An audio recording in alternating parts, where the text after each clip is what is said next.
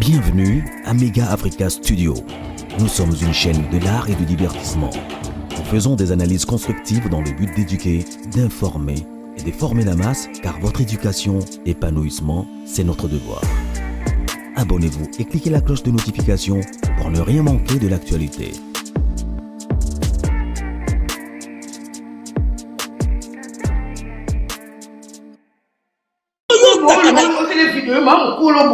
Maman mokolo bozo ya pe na ovandi pe ozo musique o tient ozo loba pe tu prends tout tes comment tu étais à l'aise sur un fauteuil ozo s'adresser na lia comme si ozo s'adresser na camarade na yo. Mais franchement vraiment au monico Minou, moi je te dis Bossana, oublie vraiment, tu sais tu as énervé mère Aliana, tu l'as énervé d'une façon. On a représenté à Didi Stone, mais Didi Stone a aussi à paix qui s'aide au monété. Didi Stone n'a pas l'ek nemi balewana del pire lona Saint James bakoyate. T'as compris? T'as pigé bakoyate. Concert na bino na penandi peut-être rosala. Pour bien malonga pe bote keza na moté. OK? Bakoyate. Tu as manqué d'abord du respect à mère Alia, hein? Papa n'a fait ma bêtise au cautionnaire quand tu étais là derrière ton papa. Mais yo zawana yo mili bo beba na Cindy art. Hein? Ah ouais? Ba beba na ki ba bunde ki bitumba na Montfleury kuna ba benga na ki kuna na Montfleury baza o loba na susute ya moma baza o loba na susute. Ah bon? Oui, mon gars la zo sabino. Ba beba na Cindy. Oh, bino ba ekomba, il fallait qu'il bobo tout en samitou kuna na Montfleury. Ba benga na ki na Montfleury. Azai ko apparaître sous na ba makambo possible. Aye ozonga so yo ozonga lobi ozonga le bandi ko s'adresser na mère Aliane comme si c'était ta copine. Oh yo na mère Aliane bo aya na lekit. Mère Aliane ko bota ota. Yo Minou, oza muninga ya mère Aliane o aleki na oza mama leki ya ba Didi Stone.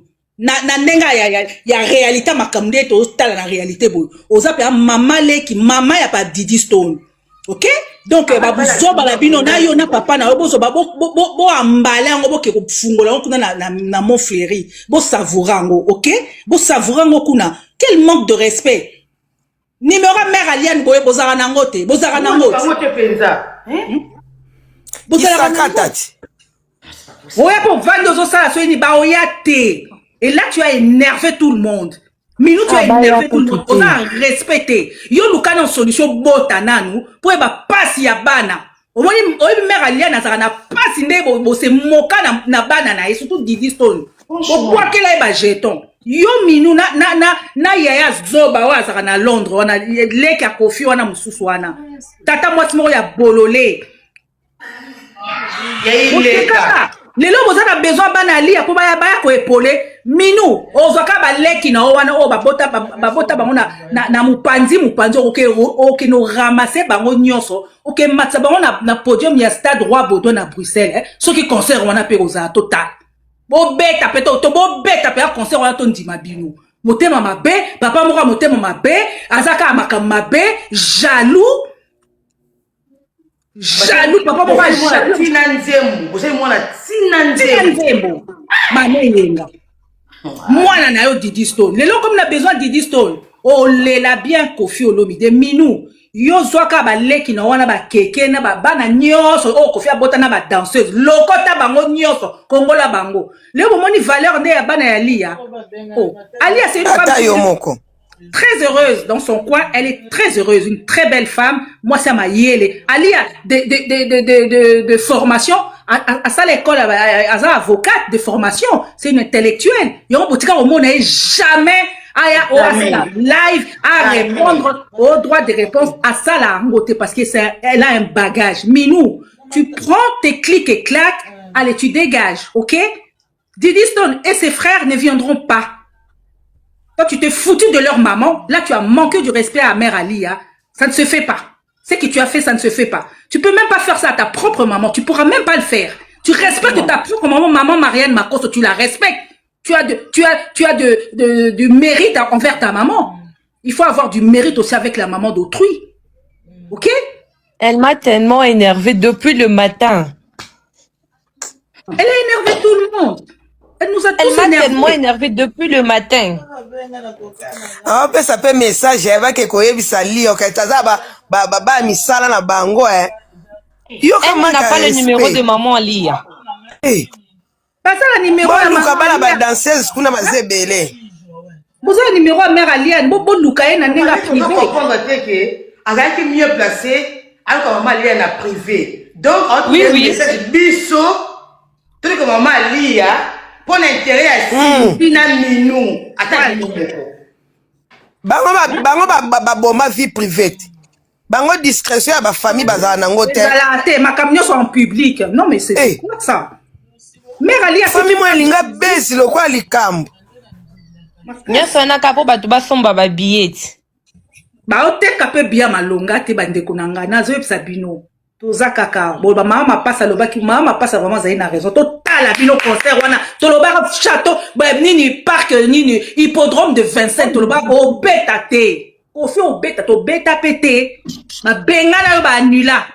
Partout ba o benga na ka yo ba annula ba concert na yo o lika ko sala ya minene po ko kanaka na fali e simba te.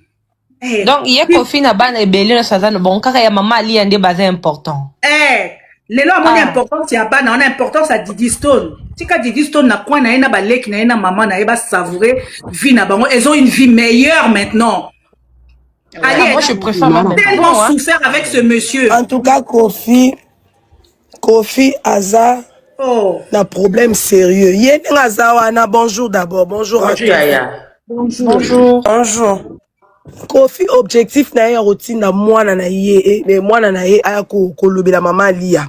C'est un manque de respect et ça impolitesse. Ya makasi. Et puis so kaza a besoin de popularité. Asenga Cindy, ake osenga famille a Cindy, ake na ba famille na ye place à préférer, atiki la biso maman Lia tranquille.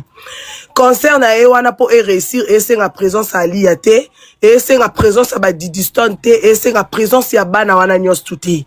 Asala déjà choix na ina préférence na ye ya Rosala na Cindy. Donc atiki la biso maman Lia tranquille. Minou Tanti Minou, s'il te plaît, yaya. Benga mama abino o abota ona Kofi. Asangisa bande ono musu abota mibali mususu. Boke soutenir tata abino na concert. Botika Didi Stone vanda tranquille ko yaya. Bosi ko humilier la bango mama bango na miso batu nyonso ye mwasi mabe. Yende ndoki yende bo. Siko problème ni bosa likam na bino bo alia. Boninga bobo mae, boninga bokote mabele etonini. Ezaka nini donc Didi Stone kanga motema yo vanda wana na kati ya stade wana amona atala bolingo atata na misu apporter bango soutien eza sens et na sens te minuti ka kindoki ya tiko pumbwa likambo sala na olamba ona nzungu nini makambo yo sala no su courage yo vanda po mata po pesa mama Lia kanda makasi bon bo monezo bana bino tindele message wana numéro nete ye mongo mobile ne tata ba ne Kofi asali yango te poani boni boy oyo tuka biso nyonso na bandaku oyo beta biso nyonso tuba mabaku to akoloba tala bima na via Lia bo bima na via ba Didi Stone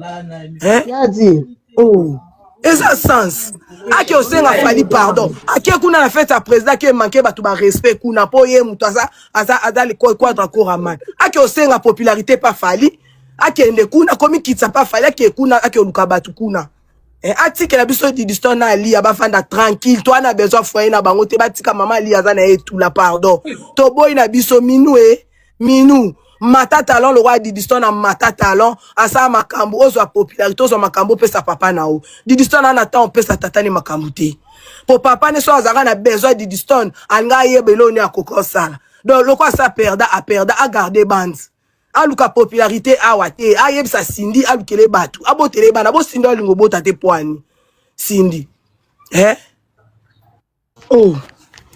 merci la libino minga tikamwe maiti amakani Bien parlé. Bonjour, ngala ki makala si. C'est la maman du chef Norba.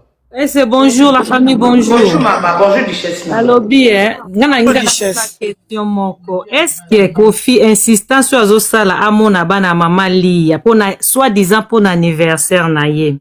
Soki anniversaire wana ezalaki accompagner na concert alingaki insister kaka mona bana mama Lia banda bakabwana na akokisana bambula mususu te o insista ko mona bane. pourquoi kaka po azo sala anniversaire en même temps na concert il faut bana mama lia papa na bana ebele mo atangela biso nombre oye atanga kiwana bana na nyoso poni bazo insister te baya pourquoi kaka badidi na baleki na ye c'est que bazana plan moko ya bien te sur bana wana et c'est ndo mon ngabonga na Kofi Fil donc ya tongo banana banda ko linga musique et kota ko lega ya Kofi ezate mais papa na asala traita tellement maman lia mabe ezane loko e décevant te banda jour na mona tamba bimisa biloko maman lia et c'est loko on est dégoûtant ngai na sopeka ningaka musique ya Kofi mais dégoûtant personne maman loko wana etikala kozala te na nyonso basala sala mais modèle babimisa ki biloko mwasi wana na ndako biso toza basi tobota tovana na mibali mais humiliation koleka na ezate babimisa on peut pona mwana musala o asala mwana musala vraiment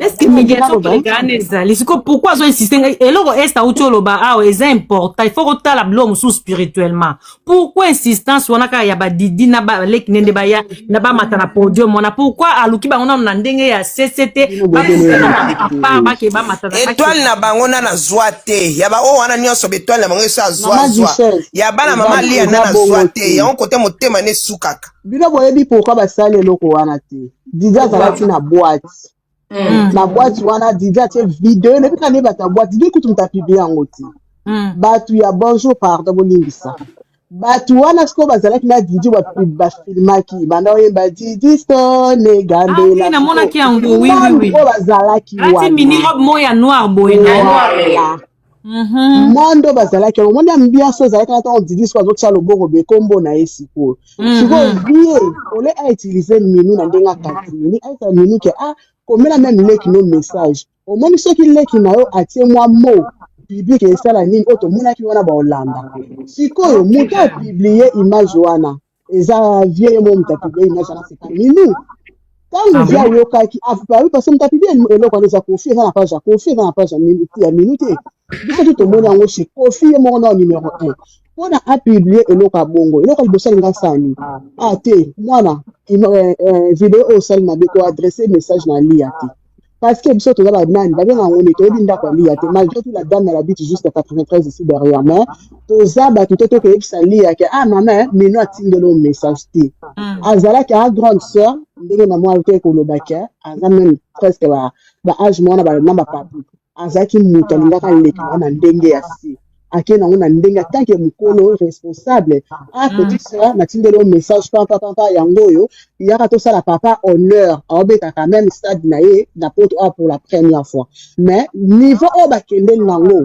eza manque à respect à travers mama lia parce que bidi pe lokwa ngatake na mama na olinga te message wana ta mwasa tata na biso moko boy mwana tata na biso moko batindela mama na message wana il pleuve il neige écarter bino toujours parce que na omona ke bozo ya pas la biso na profit même à Poutine même Nino ango ye moko pe azana respect ya ye moko te yo parce que Nino azalo ko la na lobby tant papa wana azalaki bien tant ye Kofi azalaki bien na bali ya wana na badidi est-ce que tozali koyoka ka soit kombo Nino ango kasi bango bazomona te ke Kofi ango tant que papa a s'approcher na bango makasi po badidi baboyi ye bakabona na ye kasi avant concert bauti kobeta na Belgique o mwana ayaki papa mwana azalaki lomba babende ya makolo ata makolo mpa azalaka na minu na sinzi babundaka na nini na moflerite ntango bamoni ke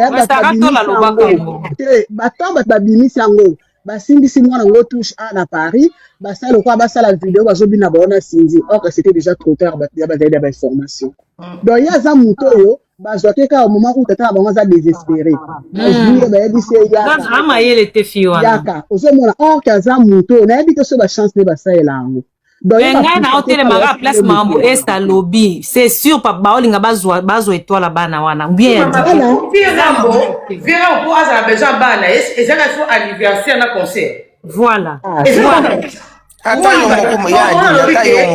tu es à ma camouté. Je suis d'accord. C'est pas bon, ça va mon famille. Faut qu'on concerne l'anniversaire. Voilà, donc on a besoin de réconcilier. Comment Didi de texte ma billet. Et donc tu as na mutema teza pour na public. Pour ceux qui pour na mutema ko luka d'une façon d'une autre, ce qui a ba relation maman lia, ce qui a famille maman lia, a luka kutana na bana na ena ndenge moko ya discrétion biso kutoko yeba kutte to ko yeba peut-être plus tard. Mais o ko luka bana ka parce que ça l'événement moko bozana pour ça ya soutien moko boy wana eza amour intérêt.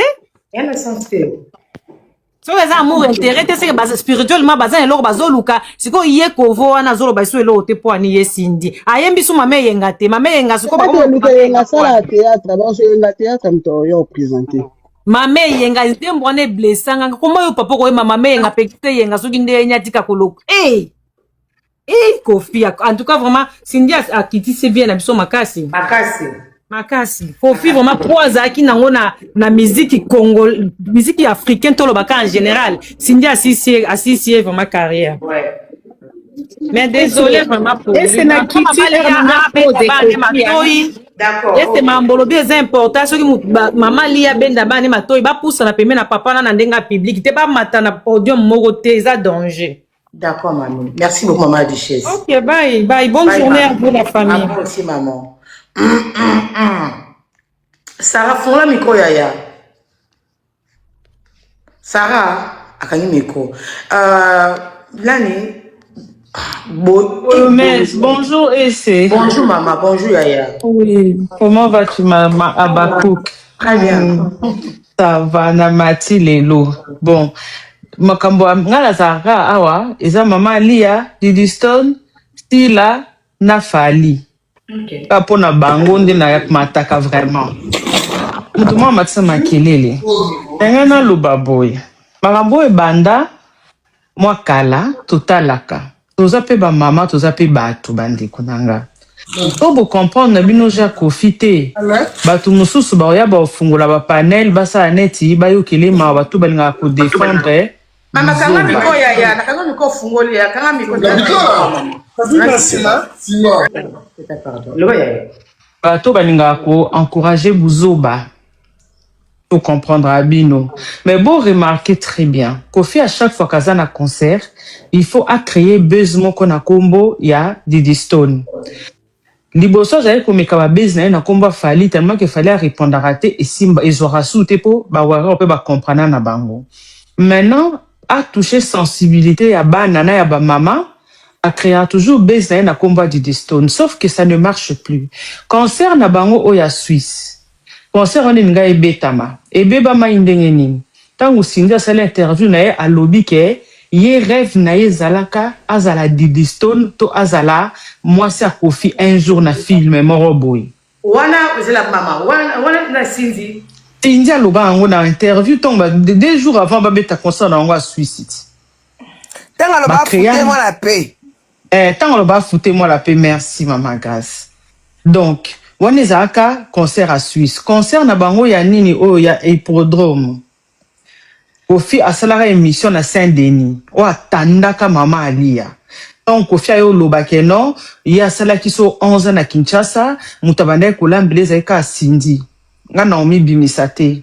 To abana Kinshasa même si to ya poto. Mama Alia na ba diston bazao ya tous les vacances. Donc vacances ya pas que vacances so bana bazao na poto.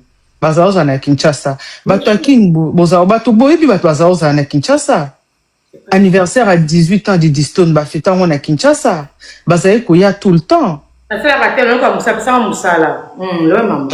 Donc à un moment toza bato to comprendre na biso ke yepo ayokana il faut bimisa combat Didiston siko amemango mabe musique ezaka su bon telo ba comprendre te yango wana tango zoya na ba base mo ezanga tina ba fan ya lelo ezaba na poto ezaba mama poto o ba koma omona logique ezasu ba mama balinga mabanga te ba olanda bino ka na buzoba po balata ba chemise à Versace ba ya non to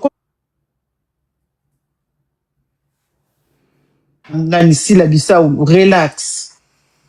Donc makambo ane sila ba buzz batu ba Holanda ngo lelo bakota su ba concert te ba koma da makolo pasi mi Congo pasi batu ba Holanda ba polémique lelo koma logique.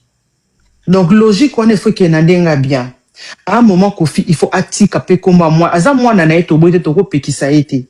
Mais tant goya na buzoba, batu ba hotel melango toujours. Ouais. Pourquoi a-t-il de la maman a lu un message et pas Minou?